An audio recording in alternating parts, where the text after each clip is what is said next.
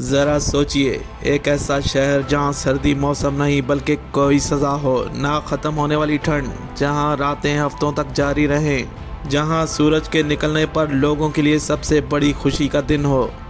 और इस शहर की सबसे डरावनी बात कि इस शहर में ना ही कभी कोई जंग हुई और ना ही कभी कोई तबाही, बल्कि पूरे शहर को सर्दी की शिद्दत ने जमा दिया था। जी हाँ, ये शहर था रशिया का वोरकुटा। वेलकम टू अंधेरों का सफ़र। आगे बढ़ने से पहले हमारे चैनल अंधेरों के सफ़र को सब्सक्राइब कर दें और बेल आइकॉन को प्रेस कर दें।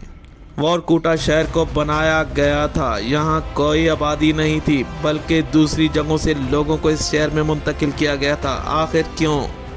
रशिया के ऊपरी इलाके आर्कटिक ओशन के करीब टुंड्रा की बंजर ज़मीन और वीरान ज़मीन में बसाया गया वोरकुटा शहर, जहां रहना एक चैलेंज है, बल्कि यूं कहें कोई सज़ा है। वोरकुटा में एक एक दिन सरवाइव करने जैसा है। मौसम की बेरहमी आपको मिनटों में मौत के पास ले जा सकती है। वोरकुटा में साल के 12 महीने सर्दी मौजूद रहती है। टेम्परेचर की बात करें तो -40 से -50 तक होता है। वोरकुटा की ज़मीन इसकी ठंड से जम चुकी है, जिसे परमा फॉरेस्ट कहते हैं। साल के कुछ महीने यहाँ सूरज नहीं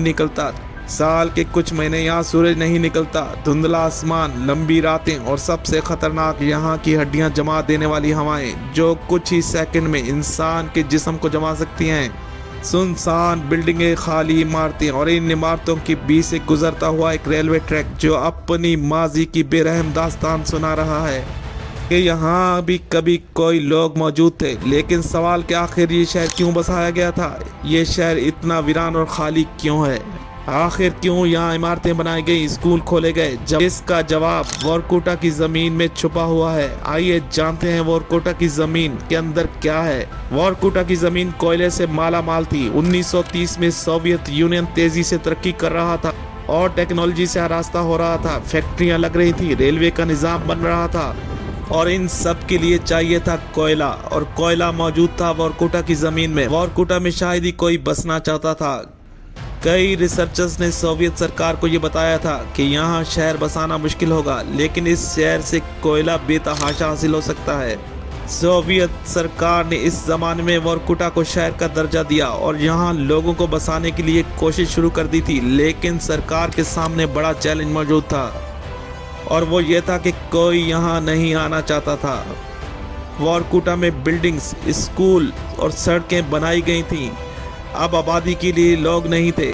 इस दौरान सोवियत सरकार ने कैदियों की एक बड़ी तादाद को इस शहर में भेजा, जहां ये कैदी रहते थे, और ये कैदी वोरकुटा की ज़मीन से कोयला निकालते थे। बहुत सी कानें बनाई गईं।